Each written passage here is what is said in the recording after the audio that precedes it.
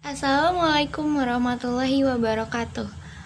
Alhamdulillahirabbil alamin wa bihi nasta'in wa ala umuri dunya waddin wassalatu wassalamu ala asrofil anbiya'i wal mursalin wa ala alihi wa sahbihi ajmain amma ba'du.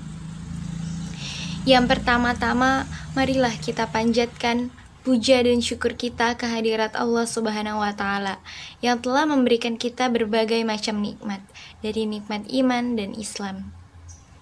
Salat serta salam tak lupa kita junjungkan kepada Nabi besar kita Muhammad Sallallahu Alaihi Wasallam. Perkenalkan, di sini saya Nabila Tasya akan sedikit menjelaskan tentang gagasan metodologi kontemporer Muhammad Arqon. Arqon menawarkan suatu kecenderungan baru dalam pemikiran Islam, menempatkan pemikirannya khususnya dalam bidang membaca Al-Quran. Dalam jajaran pemikiran kontemporer menjadi tepat karena persinggungannya dengan pemikiran-pemikiran kontemporer sangat kentara sekali. Pemikiran Arqon ini sangat kentara dipengaruhi oleh gerakan post-struktualis Prancis.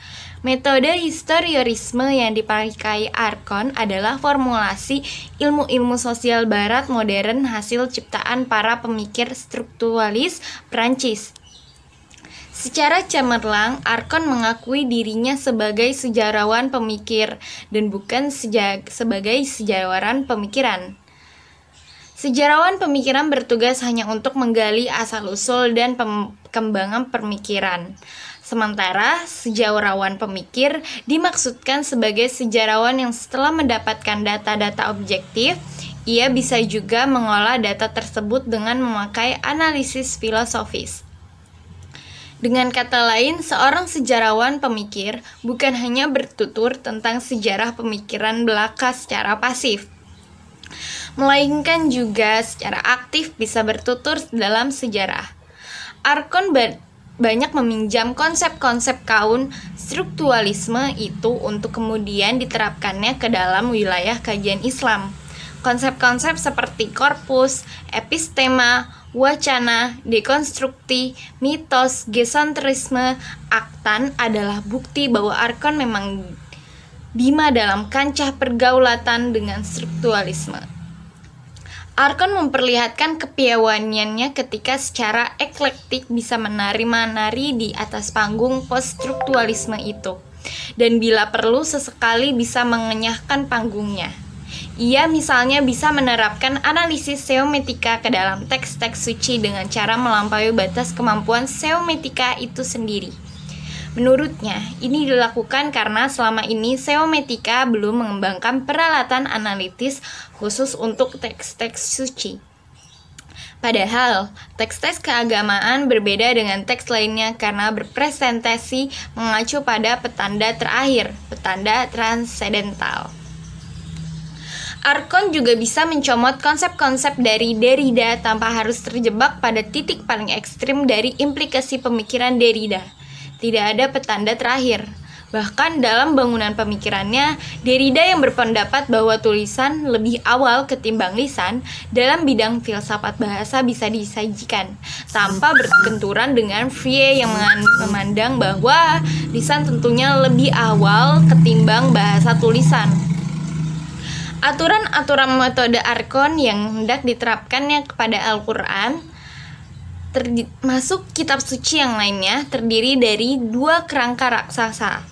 Yang pertama, mengangkat makna dari apa yang dapat disebut dengan sakra doktrina dalam Islam dengan menundukkan teks Al-Quran dan semua teks yang sepanjang sejarah pemikiran Islam telah berusaha menjelaskan tafsir dan semua literatur yang ada kaitannya dengan Al-Quran maupun tidak, kepada suatu ujian kritis yang tepat untuk menghilangkan kerancuan untuk memperlihatkan dengan jelas kesalahan-kesalahan, penyimpangan-penyimpangan, dan ketakcukupan dan untuk mengarah kepada pelajaran selaku berlaku. 2. Menetapkan suatu kriteriologis yang di dalamnya akan dianalisis motif-motif yang dapat dikemukakan oleh kecerdasan masa kini. baik untuk menolak maupun untuk mempertahankan konsepsi-konsepsi yang dipelajari. Dalam mengangkat makna dari Al-Quran, hal yang paling pertama dijauhi oleh Arkon adalah pretensi untuk menetapkan makna sebenarnya dari Al-Quran. Sebab Arkon tidak ingin membakukan makna Al-Quran dengan cara tertentu, kecuali menghadirkan sebisa mungkin aneka ragam maknanya. Untuk itu, pembacaan mencakup 3 saat.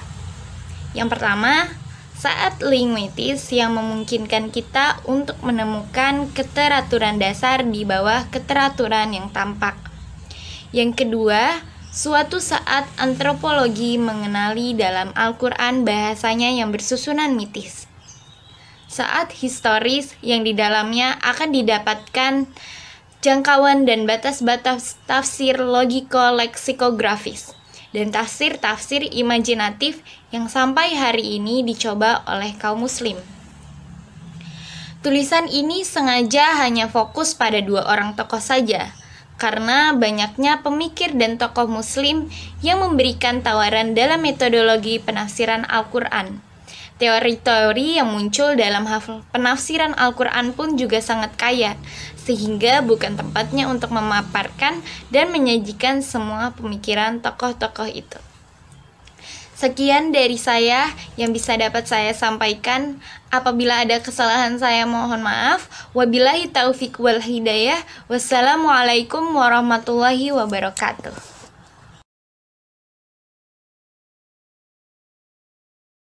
Meragukan eksistensi Al-Quran sebagai kitab yang mutlak dan suci, kemudian Abu Zaid mengebiri fungsi dan perannya sebagai solusi akhir bagi manusia.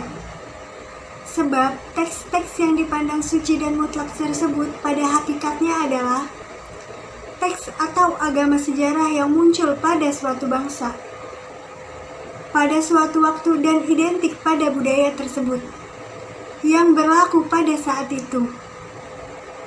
Penolakan Abu Zaid terhadap suatu pemahaman agama tersebut tentunya berdasarkan pada warna yang ada pada suatu dogma dan ideologi terhadap pemikiran agama. Ideologi yang mewarnai pemikiran keagamaan adalah ideologi yang selalu menjadikan Allah sebagai hakim dalam memahami teks dan menjadikan manusia untuk memperlancar posisinya sebagai makhluk yang historis dalam membaca teks menurut ruang dan waktu ia berada. Maka Abu Zaid pun terjebak dengan ideologi lainnya, yaitu mengutamakan manusia sebagai pembaca teks dan mengantarkan Allah SWT sebagai sang pemilik dalam memaknai teks. Menyikapi poligami, Abu Zaid berpendapat bahwa solusi yang diberikan oleh Al-Quran adalah solusi yang sementara, tidak bersifat permanen dan tidak berarti membenarkan adanya poligami. Poligami hanyalah solusi terhadap problem anak yatim yang sesuai diterapkan untuk abad ke-7, yang dimana pada saat itu poligami telah diberlakukan secara luas. Tetapi untuk zaman sekarang ini, Abu Zaid berpendapat bahwa poligami tidak lagi dibolehkan, bahkan dilarang, sebab pada zaman sekarang seperti ini, poligami adalah sebuah penistaan bagi kaum wanita, sebagaimana juga terhadap anak-anak yang lahir di tengah-tengah keluarga mereka. Mengenai kewajiban untuk menutup aurat dengan mengenakan hijab, Abu Zaid secara tegas mengatakan bahwa pandangan seperti ini hanyalah simbol pengekangan terhadap akal wanita dan eksistensi sosialnya. Tentang pembagian harta waris, Abu Zaid berpendapat bahwa sebelum datangnya Islam di Jazirah Arab, seorang wanita tidak mendapatkan harta waris. Karena pada saat itu, peraturan di masyarakat menganut sistem patriarkal, yang dimana anak laki-laki tertualah yang akan mendapatkan semua harta peninggalan. Kemudian, Islam mengubah aturan tersebut. Aturan tersebut terdapat di dalam surat An-Nisa ayat 11. Tetapi menurut Abu Zaid, Ayat tersebut mengakibatkan perubahannya hukum dalam suatu masyarakat, yaitu wanita mempunyai hak bagian dalam harta warisan. Bila dicermati secara mendalam, ayat tersebut justru menekankan pembatasan terhadap hak-hak bagi kaum lelaki. Sebab pada surat An-Nisa ayat 11, penyebutannya jelas mendahulukan lil zakari atau bagi laki-laki, dan tidak sebaliknya. Penyebutan laki-laki yang mengawali perempuan tersebut berarti bahwa Al-Quran menyibukkan dirinya dengan pembagian hak-hak harta waris bagi laki-laki. Sebab pada tradisi zaman jahiliyah, kaum laki-laki mewarisi semua harta warisan tanpa batas.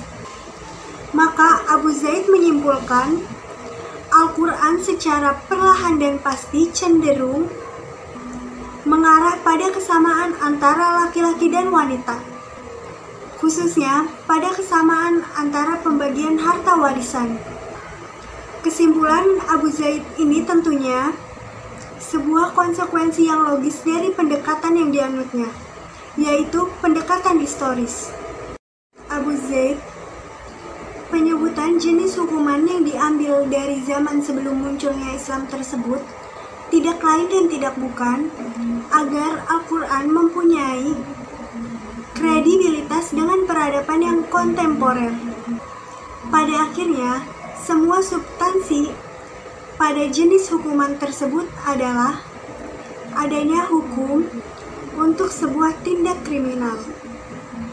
Bila dirunut secara kritis, pendapat Abu Zaid ini tidak sesuai dengan teori penyelidikannya.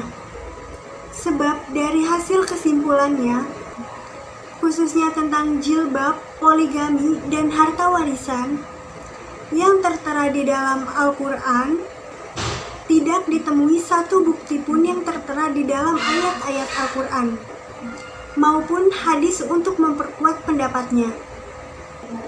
Padahal di dalam teori penyelidikannya, ia menganjurkan sebuah pendekatan yang menerapkan prinsip-prinsip objektif ilmiah dan demitologisasi atau penghapusan mitos, agar tidak terjebak di dalam sebuah ideologi. Memasuki perkembangan terkini, studi Al-Quran mengalami persentuhan dengan beberapa pemikiran-pemikiran yang berkembang di Barat. Beberapa pemikir yang konkret terhadap studi Al-Quran mulai memasukkan metodologi yang berkembang di Barat, termasuk hermeneutika dalam pemaknaannya yang spesifik. Ini dilakukan dengan tujuan agar Al-Quran bisa dan mampu dalam menjawab isu-isu kontemporer yang sedang dihadapi oleh umat Islam.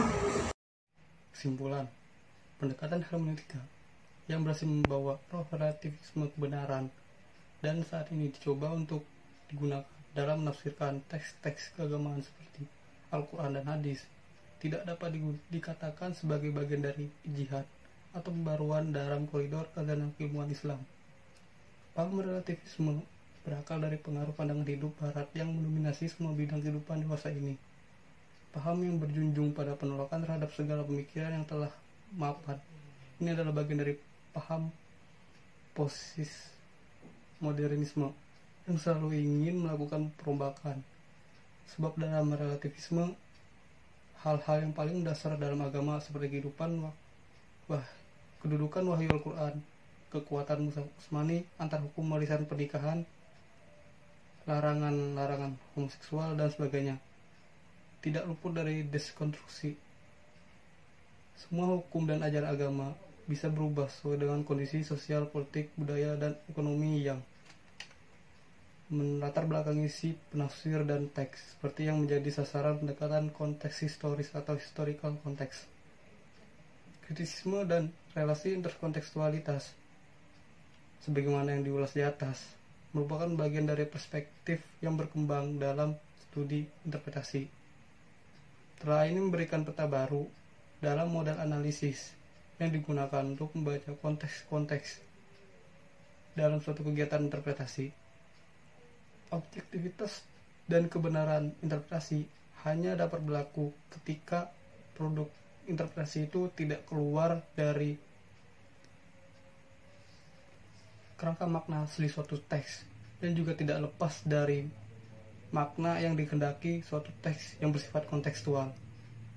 Karenanya dalam membaca Al-Quran perlu ditradisikan model pembacaan produktif yang dapat menepikan model pembacaan repetitif maupun model pembacaan tendensius. Setidaknya dalam kritisisme dan pemetaan interkontekstualitas yang dipaparkan di atas, upaya untuk mendekati makna objektivitas dari suatu teks dapat ditimbang kembali. Dalam tulisan ini, dua persoalan epistemologi dalam studi Al-Quran, khususnya problem interpretasi dan mekanisme pemahaman konteks yang dipakai kedua tokoh, telah dibahas, yakni Nasir Hamid Abu Zaid dan Muhammad Arkon seperti di atas.